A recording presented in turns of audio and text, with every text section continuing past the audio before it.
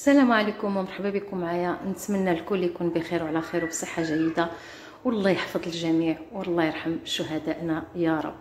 هنا غادي نقدم لكم هاد الخبيزات ديال الشحمه اللي تيجيو رائعين بزاف. شوفوا الشكل ديالهم والمذاق ديالهم والعجينه رطبه، ما نقولكمش كي جاو لذاذين. ودرت منهم حتى لي باغيت، ودابا نعاود لكم كيفاش تجاتني فكره ندير منهم لي باغيت. المهم هنايا غادي تشوفوا معايا الطريقه هي اللي مهمه، اللي بنينه غادي تعطيكم بنه للخبيزات نتاعنا. تفضلوا معايا.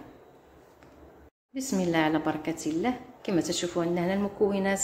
عندنا البصله كميه لا باس بها من البصله، وعندنا الشحمه درت انا غير زليفه صغيره لان دايره الكفته. وصراحه الخبيزات الشحمه بشحال هذه كنا تنديروهم غير بالشحمه والبصله والقزبر والمعدنوس والتوابل، لكن ضفنا لهم شويه ديال الخضر وضفنا لهم شويه ديال الكفته. فهنايا عندنا هاد التوابل غادي نخليها لكم في صندوق الوصف.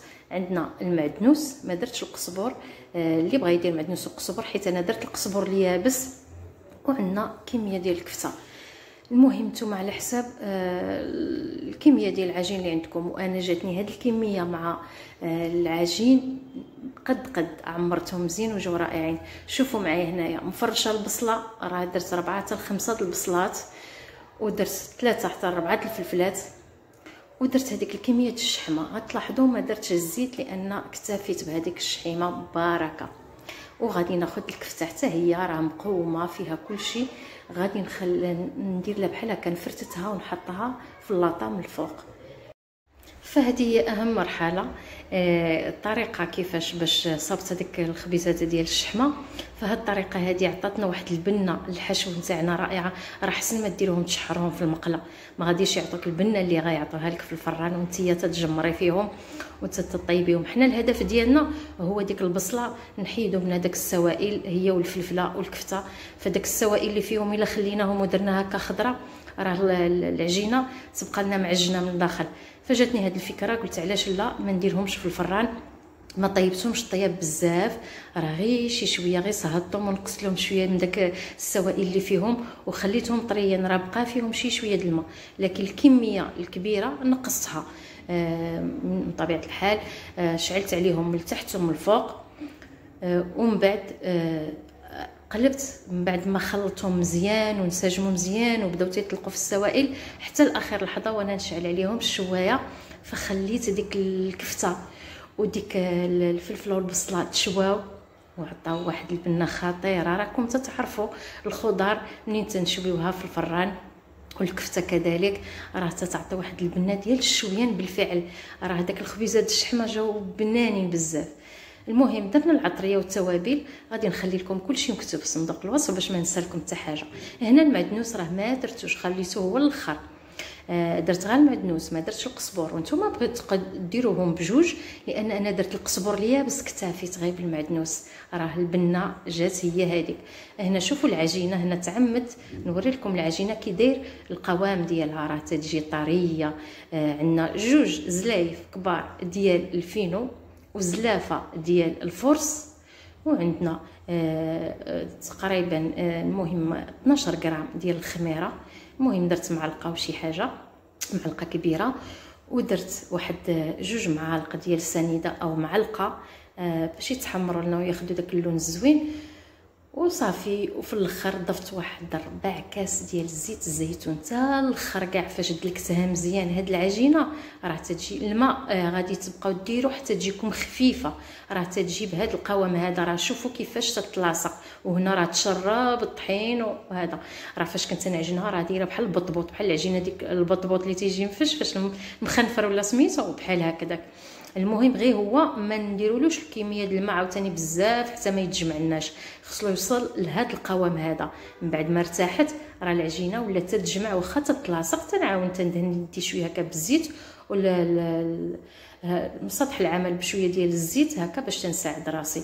ولكن العجينه هذا هو القوام اللي بغيتكم ديروها. تجي مفشفه رطبه تذوب في الفم مع داك الحشو المشوي. ما نقولكمش البنه خطيره بزاف. تذوقت خوز ديال الشحمه تاعي، البنه ديال هذا مختلفه تماما.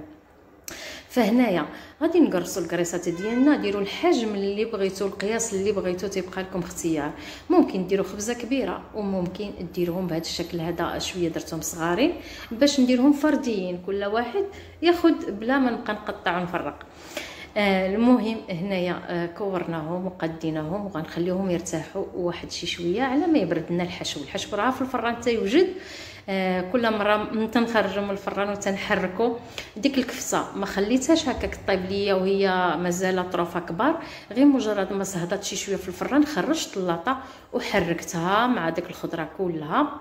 هانتوما دابا تشوفوا معايا هنايا، هانتوما هنا منين شفت اللاطه بدات تسخن وقصت داك الخليط لقيتو سخن، الكفته ترخات، خرجت اللاطه وغادي نخلط كلشي مزيان، الكفته الفوق والخضر لتحت. دابا غادي نحاول نخلطهم ونفرتت داك الكفته وندخلها مع الخضره ونخلطها مزيان هكا باش تجي الكفته ما تبقى لياش مرصويات كبارين. هانتوما كما تشوفوا هنايا راه سخونه شي شويه، ماشي بزاف، ولكن مجرد ما نلاحظوا الكفته بدات تطلق لنا بسهوله هكا في اليد غادي نخلطوا. فخلط هكا مزيان. كي تلاحظوا راه الفلفل والبصله مازال شادين راسهم ومازال ما طلقاتش حتى الماء، يعني ما وصلوش ديك درجه الحراره الغليان باش يبداو يطلقوا السوائل اللي فيهم. صافي هنايا من بعد ما خلطت، الهدف ديالي هنايا من هاد التحريكه غير ديك الكفته تستلق ليا بحال هكا وتفرتت ليا هكا وتجي بهذا الشكل هذا كما تتشوفوا.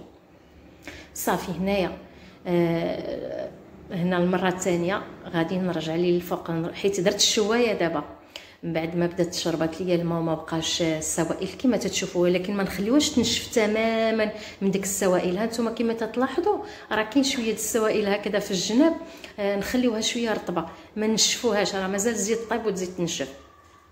فصافي هنا نزيد المعدنوس، خليته خضر يبقى لي حتى الاخر باش تبقى لي ديك التنسيمه ديالو ديك الريحه ديالو، والعطريه كذلك خليت داك النص ديال العطريه حتى الاخر باش بقات لي البنه ديالها. صدقوني القزبور اليابس عندك، اللي عندها القزبور اليابس ما تنساش، واللي ما عندهاش دير القزبور العادي مع المعدنوس. وصافي هنايا غادي نخلطو، راه ما نخليوش عافاكم ما تخليوش ينشف تماما من داك الماء ويجي كارم، لا خليو شي شويه ديال السوائل تبقى لكم هكاك من التحت، راه فيها البنه حتى هي وداك اليدام راه طلق فيها ديال الشحمه. فغادي نرجعوا للكريسات ديالنا تفخفخوا ترتاحوا، خمروا واحد نص ساعه هكذاك، وغادي نخدموا دابا نعمروا الخبيزات نتاعنا. هنا تنحاول نقادم معكم الصوره. شوفوا الخبيزات، عرفتي هاد الخبز خاصكم ديروه بحال هكا رطب، يجي طري ما يجيش شاد راسو، ولكم الاختيار. انا نفضل هاد الطريقه هذه، راه العجينه طريه رطبه تتلاصق ليا في اليد، ولكن كما قلت لكم شويه ديال الزويته ندهنوا بها سطح العمل ويدينا، والقضيه مزيانه ما تبقاش يلصق. غير ما نبالغوش ما نديروهش جاري بزاف حتى ما يتجمع لناش هكذاك، عاوتاني غادي يصيح لنا وما غاديش يجيو ما يتنفخولناش الخبيزات. شوفوا هنايا غادي نعمرهم مزيان. علاش انا كثرت البصله والفلفله؟ باش نعمروهم مزيان بحال هكذا ونعطيهم حقهم ويجيو من داخل عامرين مزيان. وصافي هكذا كما تتشوفوا هنايا تنجمعوا الجوانب مع العجينه رطبه وخفيفه دغيا تتجمع. المهم ما تضربوهاش بزاف، خليوها شويه غليظه باش فاش تجمعوها ما تحفر لكمش وما تستقبلكمش. انا دوك الاولى كنت شويه ضربتهم فبديت نعمرهم، منين بديت نقرصهم شي شويه بداو ماشي مشكل، واخا هكاك راه جاو لذاذين، خرج شي شويه ديال الحشو من تما، ولكن معليش راه جاو رائعين بزاف. ودابا او اكيد كنتو شفتوا الصور في الاول ديال الفيديو. صافي شوفوا هنايا راه تندير 3 د المعالق عامرين باش تيجيو بحال يجيو كلهم عامرين قياس واحد. وصدقوني هاد المقادير اللي درت ديال الحشو راه جا مع العجينه نيشان، راه بحال الا حسبتها. فهاد الكميه ديال الطحين عطاتني ديك الكميه اللي درت ديال الحشو تماما، ما شاط ليا حتى شي حاجه. شوفوا هنايا راه تنضرب غير شي شويه، وتنضرب غير من الجوانب كاع ما تنضربش الوسط، لان دوك الجوانب ملي تنجمعهم راه تيجيو غلاضين في الوسط، فمن الاحسن نرققوا غير الجوانب وفاش نجمعهم تجي هي هذيك. 3 المعالق نعمروهم مزيان. وكما تتشوفوا تنحاول نقدم هكذا، والصوره تشرح نفسها راه سهله. طريقه العجينه، صدقوني العجينه بهذه الطريقه هذه جات روعه بزاف.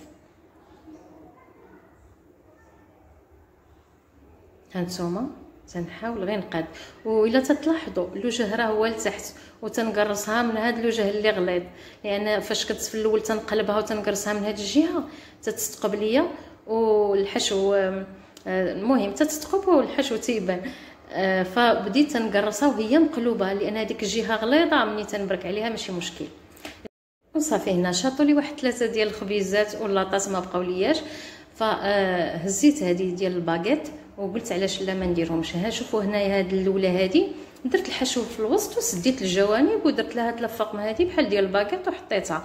لكن جاتني الفكره في هاد الثانيين شنو درت لهم، هزيت داك الحشو 3 المعالق كبار عامرين وهزيت وقديتهم بحال هكا وطلقتهم، خليت غير العجينه من ديك الحاشيه تاليه باش نسد. فشوفوا هنايا معايا شنو تندير بحال شكل الباغيت، تنلوي العجينه هكذا وتلويها على الحشو. فصدقوني جاو رائعين بزاف هادو، ونسيت ما حليت لكم شي وحده تشوفوها كي دايره من الداخل. صافي وتنسد، ففعلا درت لهم الطريقه ديال الباغيت وجاو روعه. صدقوني عجبوني لي باغيت في الشكل ديالهم على الخبيزات، وراه كلهم بحال مذاق واحد وبنه وحده وكلهم عامرين بنفس الحشو، لكن الشكل عجبني لي باغيت، ربما حيت ما متعودينش نديرو. هنا من بعد ما خليتهم مرتاحوا ليا واحد ثلث ساعه اكثر من نصف ساعه، المهم مشات فيهم الخميره ونتفخوا شي شويه. هزيت بيضه، معلقه ديال زيت الزيتون، وقلت ضروري خبز ديال الشحمه ضروري غادي نديروا له شويه تنسيمه، فهزيت ملح، شي قريصه الملحه وقريصه البزار وشويه القزبر اليابس وشي شويه ديال التحميره مع داك المعدنوس، وخلطنا البيضه ديالنا وهكا دهنا بهم الخبيزات وعطاو واحد اللون واحد الشكل واحد المذاق ما نقول لكمش. شوف كي جاو محمرين جاو بنانين، والعجينه جات مفشفشه رطبه طريه رائعه بزاف تذوب في الفم. المهم هادو هما الخبيزات ديال الشحمه، شوفوا كي تيجيو من التحت محمرين مزيان ورطبين، اللي مهم عندنا رطبين وعامرين حشو وجاو بنانين. وما شهيتكم ان شاء الله غادي تجربوهم وغادي يجيوكم كيما تتشوفوا في الصوره. شوفوا هنا العجين رائعين طريه بزاف، صدقوني ولا ألد. طريقه ديال الفران اللي درتهم وتجمرات الحشو تجمر لي في الفران وشويته شويه، صدقوني جات رائعه. في الاول شعلت عليهم من التحت ومن الفوق بالفرفاره باش يطيب ليا، تدبل ليا شي شويه الخضره وطلق داك السوائل ديالها. مجرد ما طلقات السوائل طفيت وشعلت الشوايه هي اللي اعطتنا هاد البنه هذه كلها الكفته والخضر. فصدقوني هاد الطريقه بنينه بزاف، لان شفت البعض تيفور البصله والا فورناها ما بقاش فيها الفائده، تضيع داك السوائل اللي فيها وداك الفوائد اللي فيها وما تجيش بنينه بحال هكا في الفران. صدقوني هاد الطريقه هذه لذيذه بزاف، نتمنىكم تجربوها، راه جاو رائعين بزاف، راه غير الشكل ديالهم راه باين. ونتمنى الكل يكون بخير وعلى خير بصحه جيده، الله يحفظ الوطن ديالنا من كل الشرور، والله يرحم الشهداء ديالنا. دمتم في حفظ الله ومع السلامه.